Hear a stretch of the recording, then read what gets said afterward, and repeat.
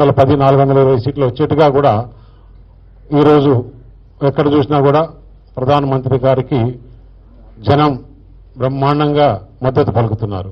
అదేవిధంగా ఆంధ్రప్రదేశ్లో కూడా ఈ అరాచక ప్రభుత్వం, ఈ దోపిడీ ప్రభుత్వం ఈ రాష్ట్రాన్ని సర్వనాశనం చేసిన జగన్మోహన్ రెడ్డి ప్రభుత్వం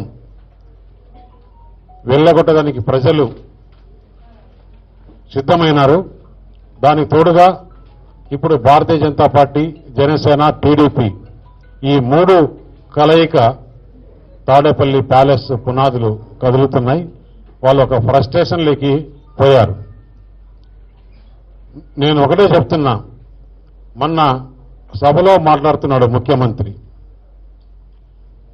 ఎంత పచ్చిగా అబద్ధాలు ఆడుతున్నాడు. నా అక్కలారా, నా చెల్లెల్లారా, నా తమ్ముళ్ళారా, నా అన్నలారా, పేద ప్రజలంటే ఎంత ప్రేమ నాకు అని. అంటే నేను ఒకటే చెప్తున్నా, ఈ 5 సంవత్సరాలు నువ్వు దోచుకునే డబ్బులు మీరు కానీ, మీకు సహకరించిన అధికారులు కానీ, మీ నాయకులు కానీ, మీ దగ్గర ఎవరైతే క్లోజ్గా ఈ డీల్స్ అన్ని చేసిన వాళ్ళ డబ్బులంతా కూడా ఏ రాష్ట్రంలో ఉంచినా, ఏ దేశంలో ఉంచినా, ఏ రూపంలో ఉంచినా ఆ డబ్బులంతా కూడా ఈ ఎన్డీఏ ప్రభుత్వం రేపు రాబోయే ఆంధ్రప్రదేశ్లో డబుల్ ఇంజన్ సర్కారు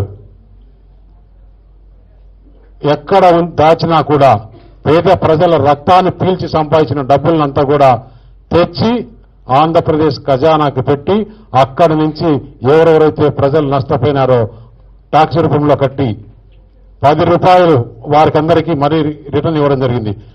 నువ్వు 1000 రూపాయలు ఇచ్చి 10,000 రూపాయలు ప్రజల దగ్గర నుంచి దోచుకున్నావు. ఎలా దోచుకున్నాడంటే రకరకాల ట్యాక్సులు పెంచి, ఒక మద్యంలోనే రోజు మద్యం తాగే వాళ్ళు ఆంధ్రప్రదేశ్లో ఎక్కువ శాతం ఉన్నారు. ఎందుకంటే మనం లెక్కలు చూస్తే తెలుస్తున్నాయి. వారికి దగ్గర నుంచి రోజు 150 రూపాయలు లేదంటే 300 రూపాయలు. ఒక క్వార్టర్ తాగేవాడి దగ్గర అయితే 150 రూపాయలు, 2 క్వార్టర్లు తాగేవాడితే 300 రూపాయలు. 300 ఇంటూ 30 10,000 రూపాయలు. 10,000 రూపాయలు ఇంటూ 12 దాదాపు 1,00,000 నుంచి 1,10,000 రూపాయలు వారి దగ్గర నుంచి దోచుకున్నాం.